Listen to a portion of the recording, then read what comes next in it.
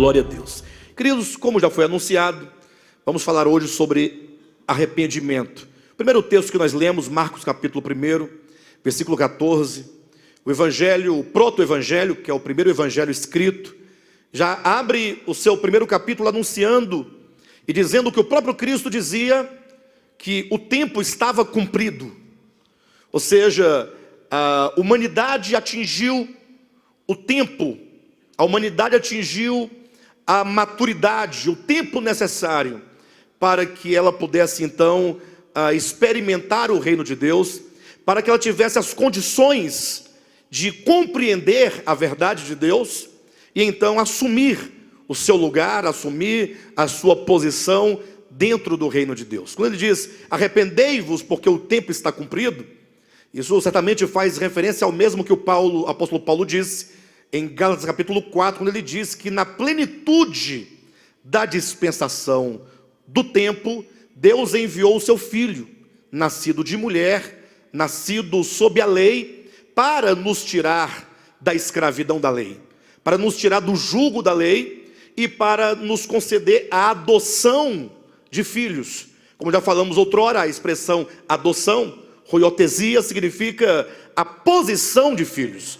Então, quando Paulo diz que, vindo a dispensação da plenitude do tempo, ele faz referência exatamente ao momento de todos os tempos passados, em que a humanidade foi passando da infância à sua juventude, à sua maturidade. Em outras palavras, quando Cristo ele se encarna, vem ao mundo, e então o Cristo de Deus nasce de mulher, este é o momento em que o homem está pronto, em que o homem está preparado.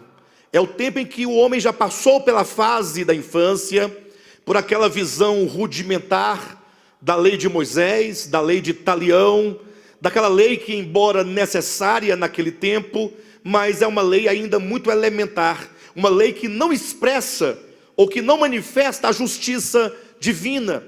Então vem Cristo dizendo, olha, o reino de Deus chegou. Não que ele tenha chegado de algum lugar para outro lugar, mas é uma referência ao tempo, ou seja, o reino de Deus está aqui. Inclusive se traduz muito melhor, ao invés de estar próximo, para o reino de Deus está perto, ele está presente, ele está no meio de vós, ele está dentro de vós. Agora cabe ao homem ver esse reino, e cabe ao homem, portanto, por uma decisão no seu coração, entrar nesse reino.